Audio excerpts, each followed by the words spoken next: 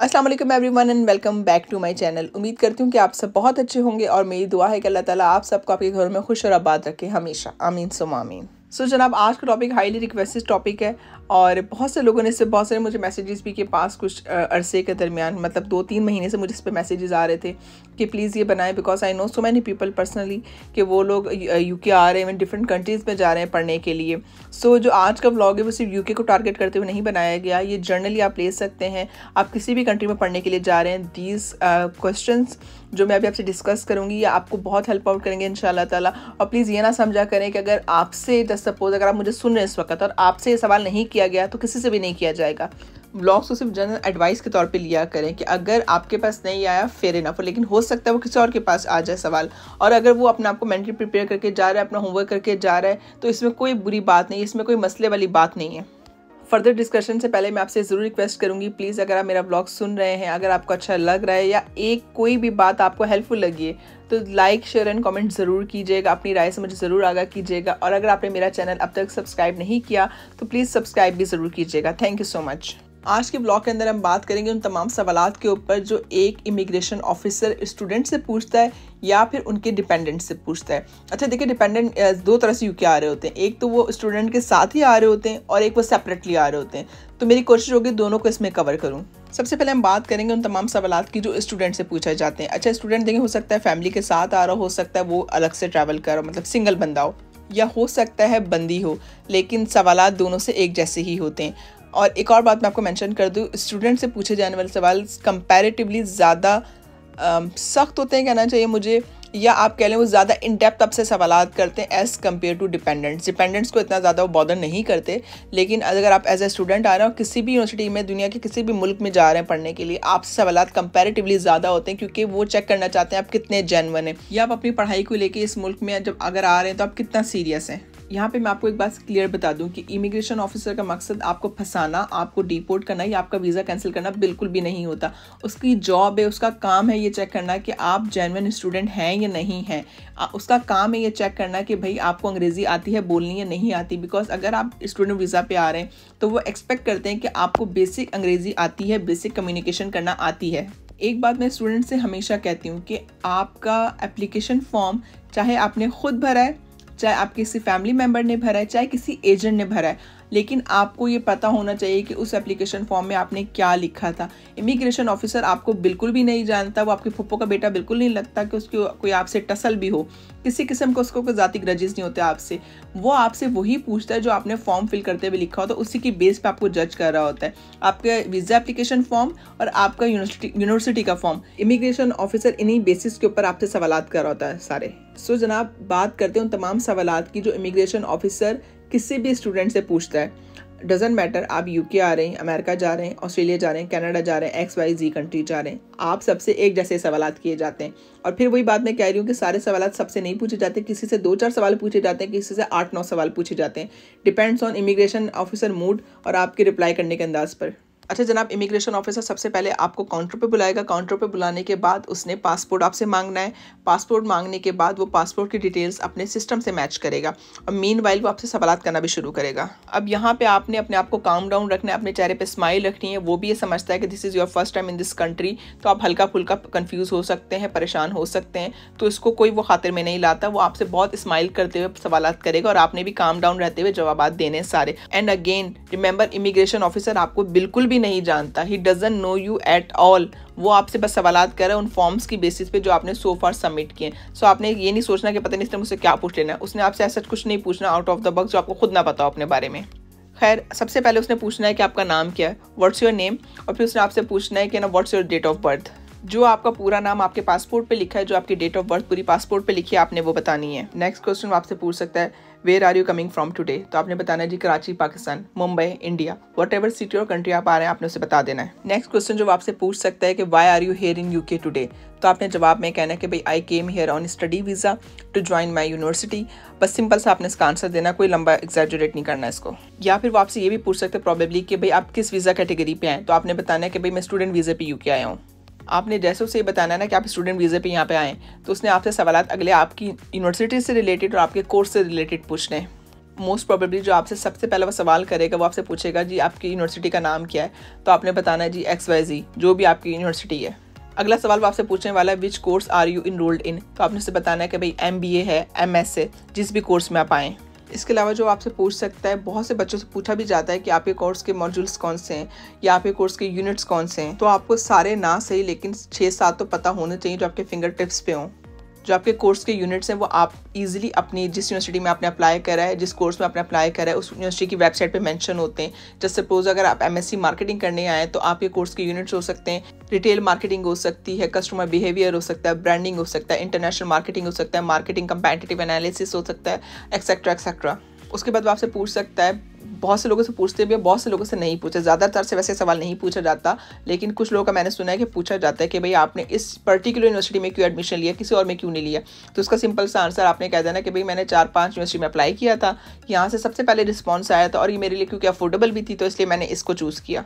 उसके बाद वो आपसे पूछ सकते हैं कि आपका ये कोर्स कब फिनिश होने वाला है, तो आपको पता होना चाहिए कि किस साल में आपका ये कोर्स फिनिश होने वाला है। उसके अलावा वो आपसे आपके वीज़े की एक्सपायरी डेट भी पूछ सकते हैं। आपको ये पता होना चाहिए कि आपका वीज़ा कब फिनिश होने वाला है, एग्जैक्ट डेट विद ईयर।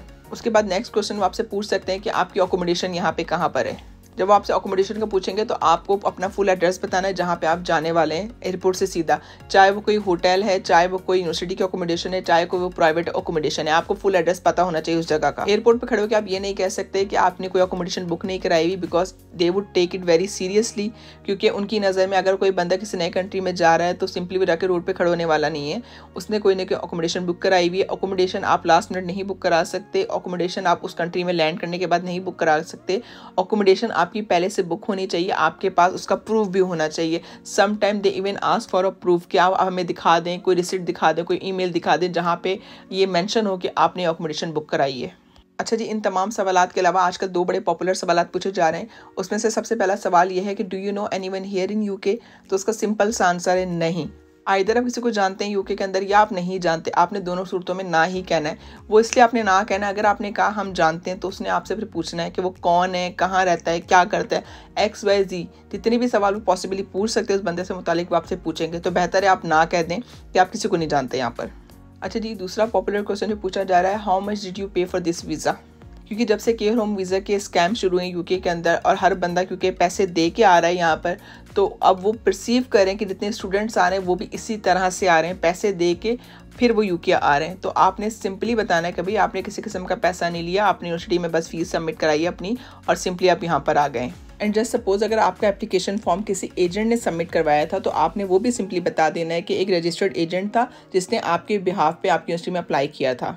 सो इसमें कोई हार्म नहीं है, क्योंकि यहाँ पे UK में भी यूनिवर्सिटीज़ के अपने एजेंट्स होते हैं डिफरेंट कंट्रीज़ के अंदर जो उनके बिहाफ पे बच्चे ले रहे होते हैं यूनिवर्सिटी में एडमिशन के लिए। सो ये कोई वो नहीं है जिसमें आप छुपाएं से, इसलिए आप छुपाने की कोशिश ना कीजिएगा, क्योंकि अगर आपका फॉर्म किसी एजेंट ने सबमिट करवाया तो समहाउ वो कहीं ना कहीं मेंशन होगा आपके फॉर्म के ऊपर। सो झूठ ना बोलिएगा, झूठ बोल के फंसने की ज़रूरत नहीं है। अच्छा, यहाँ मैं आपको एक बात क्लियर करती चलूँ कि आपसे ये सारे सवाल अंग्रेज़ी ज़बान में पूछे जाएंगे और आपने अंग्रेज़ी ज़बान में ही इनका आंसर देना है, क्योंकि आप IELTS पास करके आपने टेस्ट दिया है IELTS का और फिर आपने एडमिशन लिया है, तो वो आपसे एक्सपेक्ट करते हैं कि आप बेसिक कम्युनिकेशन कर लेंगे और आप कर सकते हैं। लेकिन अगर आपको उनका सवाल समझ नहीं आया या आपको लगता है वो बहुत ज़्यादा तेज़ बोल रहे हैं या आपको उनका एक्सेंट समझ नहीं आया, एक्सेंट ना समझ आना बहुत कॉमन सी बात है। पहली दफ़ा जब आप एयरपोर्ट पर खड़े होते हैं ना, सारे उनके सवाल सर से गुजर रहे होते हैं, तो ये कोई बड़ी बात नहीं है। आपने उन्हें सिंपली कहना है can you repeat your question please, या फिर आप उन्हें ये कह सकते हैं can you please slow it down for me so I can answer your question well. अच्छा जनाब, अगर आप सिंगल हैं तो आपसे सवालात का सिलसिला यहीं ख़त्म हो जाना है। आपका पासपोर्ट आपको वापस दिया जाएगा, आपके कहेंगे चाहे टाटा बाय बाय, जाएँ अपनी ज़िंदगी जी लें।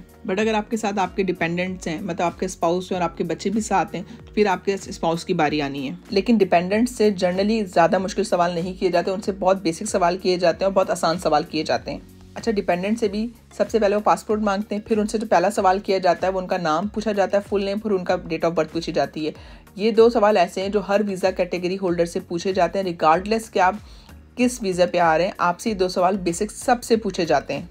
उसके बाद जो आपसे पॉसिबल सवाल हो सकता है वो आपके हस्बैंड का पूरा नाम पूछेंगे, व्हाट्स योर हस्बैंड नेम, और आपने उनका वही नाम बताना जो उनके पासपोर्ट पे मेंशन है। उसके बाद उन्होंने पूछना कि आपके हस्बैंड ने कौन सी यूनिवर्सिटी में यहाँ एडमिशन लिया है या किस यूनिवर्सिटी में आपके हस्बैंड का एडमिशन हुआ है, तो आपने उन्हें बताना है just suppose university of Bradford या यूनिवर्सिटी ऑफ मैनचेस्टर। उसके बाद वो पूछ सकते हैं कि आपके हस्बैंड का कोर्स कौन सा है, तो आपने बताना है जस्ट सपोज MSc HRM या MSc बॉटनी या MS बॉटनी जो भी आपके हस्बैंड जिस कोर्स में भी उन्होंने एडमिशन लिया हुआ है। उसके बाद वो प्रॉबेबली आपसे पूछ सकते हैं कि आपकी अकोमोडेशन यहाँ पे कहाँ पर है, तो आपको अपने अकोमोडेशन का फुल एड्रेस पता होना चाहिए। जब आप एज अ डिपेंडेंट आए होते हैं और आपका प्राइमरी एप्लीकेंट कोई और होता है तो आपसे इतने ज़्यादा सवालात नहीं किए जाते हैं, क्योंकि वो बेसिक सवालात तो पूछ चुके होते हैं, बस आपसे वो जर्नल पूछ रहे होते हैं, इतना ज़्यादा इन डेप्थ नहीं जाते। लेकिन जस्ट सपोज़ अगर आप डिपेंडेंट्स आते हैं और आपकी इंग्लिश कमज़ोर है, आप इंग्लिश नहीं बोल सकते या फॉर एनी रीज़न आप नहीं जवाब दे पा रहे, तो आप कह सकते हैं कि आपको ट्रांसलेटर चाहिए, आपको इंटरप्रेटर चाहिए, या आपके हस्बैंड कह सकते हैं कि मैं इनके बिहाफ पे ट्रांसलेट कर दूंगा। क्योंकि वो जब आप एज ए डिपेंडेंट आते हो तो आपसे ये एक्सपेक्ट नहीं करते कि आप फ्लुएंट होंगे इंग्लिश में, क्योंकि आप किसी किस्म का इंग्लिश का टेस्ट देके नहीं आ रहे होते और उन्हें पता होता है कि पाकिस्तान में इंग्लिश फर्स्ट लैंग्वेज नहीं है। वहाँ पे जो हाउसवाइफ्स वगैरह होती हैं या जो लोग नहीं जॉब करते इतने ज़्यादा फ्लुएंट नहीं होते। ये एक जनरल सी बात है, ज़ाहिर सी बात है। हमारे मुल्कों में आम तौर पर हमारे घरों में माँ बहनें इतनी ज़्यादा इंग्लिश नहीं बोल रही होती, तो ये बात इनको भी क्लियर होती है। एज लॉन्ग एज आप प्राइमरी एप्लीकेंट नहीं हैं, आपसे बहुत सारे सवालात नहीं किए जाते। आपने टेंशन नहीं लेना, ना आपने घबराना है कि अपनी बारी पे कि यार मुझसे पता नहीं क्या पूछने वाले हैं। सिंपली अगर इंग्लिश नहीं आती आप ट्रांसलेटर की रिक्वेस्ट करें या आपके हस्बैंड आपके बिहाफ पे इंटरप्रेट कर दें, कोई मसला नहीं इसके अंदर। अच्छा, इसके अलावा अगर आपके साथ आपके डिपेंडेंट बच्चे भी हैं तो उनका भी पासपोर्ट लिया जाएगा, लेकिन उनसे किसी भी किस्म का सवाल नहीं किया जाता, सिर्फ वो पासपोर्ट लेते हैं और अपनी डिटेल्स मैच करते हैं, डेट्स इट।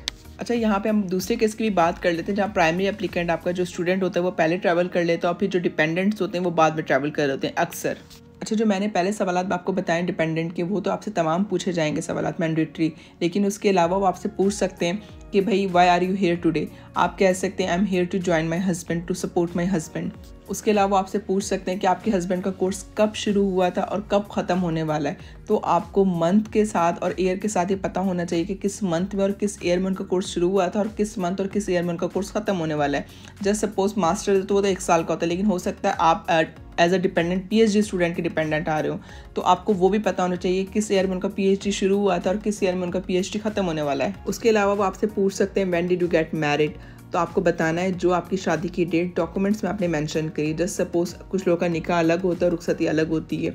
अगर आपका निकाह अलग हुआ तो रुखसती अलग हुई थी, तो आपको देखना है कि आपने कौन सी डेट मेंशन करी अपने डॉक्यूमेंट्स के अंदर, और उसी डेट को आपने भी बताना है सेम। उसके अलावा वो आपसे पूछते हैं डू यू हैव किड्स। अगर आपके किड्स हैं तो आप बता दें, अगर नहीं है तो कोई मसला नहीं है। लेकिन वो बस आपसे ये सवाल इसलिए पुटअप करते हैं क्योंकि आपके मेन एप्लीकेंट ने, यानी आपके हस्बैंड ने, आपके वाइफ ने ये अपने मेन एप्लीकेशन फॉर्म में लिखा होता है कि उनके टोटल कितने डिपेंडेंट हैं। तो इस बात को बस आपसे वो कंफर्म करना चाह रहे थे कि आइदर आपके अलावा उनका और भी कोई डिपेंडेंट है या नहीं। इसके अलावा ऑफिसर आपसे पूछ सकता है are you travelling alone today. अगर आप अकेले ट्रैवल करें तो आपने वो भी बताना है, अगर आप बच्चों के साथ ट्रैवल करें तो आपने वो भी बताना है। उसके अलावा वो आपसे प्रॉब्लली पूछ सकते हैं पैसों से रिलेटेड सवाल कि अगर आप कोई मनी कैरी कर रहे हैं तो आप कितनी कैरी कर रहे हैं और उसका प्रूफ क्या है आपके पास। जस्ट सपोज अगर आप 10,000 पाउंड कैरी करें तो आपके पास उसकी रसीद होनी चाहिए कि आपने कहाँ से वो पैसे लिए हैं, मतलब बैंक से विड्रॉ कराए थे तो उसकी भी रसीद होनी चाहिए, मनी एक्सचेंज से एक्सचेंज कराए तो उसकी भी रसीद होनी चाहिए आपके पास। ये जितने भी सवालात आपसे किए जाएंगे ये अंग्रेज़ी ज़बान में किए जाएंगे। अगर आप नहीं बोलते इंग्लिश तो इसमें आपको परेशान होने की कोई ज़रूरत नहीं है, क्योंकि आपसे वो एक्सपेक्ट नहीं करते कि आप अंग्रेज़ी में फर बात करेंगे। अगर आपसे नहीं बोली जा रही फेयर इनफ, आप सिंपली कहेंगे I don't speak English, I need a translator, that's it. और जब आप ट्रांसलेटर से भी बात करें तो आपने कॉन्फिडेंटली बात करना है, बिकॉज वो आपके चेहरे के जो आपके एक्सप्रेशंस होते हैं ना उससे वो गेस कर रहे होते हैं आप कितना नर्वस हो रहे हैं, आप कितना कॉन्फिडेंट हैं। तो आपने कॉन्फिडेंट होकर जवाब देना है और आपने बस शॉर्ट आंसर देना, प्रिसाइज आंसर देना है। एंड अगेन ये बिल्कुल भी ज़रूरी नहीं कि ऑफिसर सारे सवालात आपसे पूछे, हो सकता है वो बस आपसे 1-2 सवालात पूछे और आपको जाने दे, लेकिन आपका होमवर्क कंप्लीट होना चाहिए। आप मेंटली प्रिपेयर होना चाहिए कि अगर आपसे ये सवाल किए जाएंगे तो इसका आंसर क्या होना चाहिए या क्या है, क्योंकि बहुत से लोगों को ये तक नहीं पता होता कि उनके हस्बैंड किस यूनिवर्सिटी में पढ़ रहे होते हैं। क्योंकि अगर आप UK आ रहे हैं, यहाँ पे कॉमन सा कॉन्सेप्ट है, मियाँ बीवी एक दूसरे के बारे में सब बातें जानते हैं। तो जब आप आ रहे हैं अब्रॉड से अपने हस्बैंड के पास, उनके साथ रहने आ रहे हैं, तो आपको ये बातें पता होनी चाहिए। अच्छा जी, अब ज़रा हम बात कर लेते हैं क्विकली कि आपके पास क्या डॉक्यूमेंट्स एज ए स्टूडेंट हाथ में होने चाहिए, और ये आपके पास हार्ड कॉपी होना चाहिए, इनकी मतलब प्रिंट फॉर्म में होना चाहिए। ये आपके पास आपका पासपोर्ट तो डेफिनेटली होगा। उसके अलावा आपके पास आपका कैश लेटर होना चाहिए, यूनिवर्सिटी का ऑफर लेटर होना चाहिए, आपका BRP कलेक्शन लेटर होना चाहिए, और आप अपने साथ फॉर अ सेफ साइड आपका जो TB टेस्ट का सर्टिफिकेट होता है वो भी रखें। और एज अ डिपेंडेंट भी आपके पास कुछ चीज़ें होनी चाहिए। अगर आप मेन एप्लीकेंट के साथ ट्रैवल करें तो वो आपसे इतना ऐसा कुछ नहीं पूछते, लेकिन अगर आप सेपरेटली ट्रैवल करें तो वो आपसे पूछ सकते हैं। So for a safe side आप अपना BRP कलेक्शन लेटर, वो तो मस्ट हैव है ना, वो आपने रखना ही रखना है। उसके अलावा TB सर्टिफिकेट और आपके पास मैरिज सर्टिफिकेट, उसके साथ अपनी कुछ शादी की पिक्चर्स अपने मोबाइल में डाउनलोड करके रख लें। सो इन केस अगर वो आपसे मांगते हैं पिक्चर्स वगैरह शादी की तो आप इजीली दिखा सकते हैं। बाकी जनाब आप अपनी तरफ से पूरी तैयारी करके जाएं, आपकी 100% प्रिपरेशन होनी चाहिए, चाहे वो आपसे 1 सवाल पूछे या 10 सवाल पूछे, आपको पता होना चाहिए कि आपने क्या आंसर करना। अच्छी बात होती है अगर आप घर से होमवर्क करके जाएं, और जब आपका होमवर्क हुआ होता है ना तो आप अपने आप कॉन्फिडेंट होते हैं उस वक्त जब आप जवाब दे रहे होते हैं। चलिए जनाब आज का ब्लॉग बस यहीं एंड करती हूँ। उम्मीद करती हूँ कि आपको आज का ब्लॉग अच्छा लगा होगा, और अगर आपको ये अच्छा लगा तो आपने लाइक शेयर एंड कमेंट ज़रूर करना और चैनल को सब्सक्राइब भी ज़रूर करना है। इंशाल्लाह नेक्स्ट ब्लॉग में आपसे फिर मुलाकात होगी। मेरी दुआओं में याद रखिएगा, अपना बहुत ख्याल रखिएगा। टेक केयर, बाय बाय, अल्लाह हाफिज़।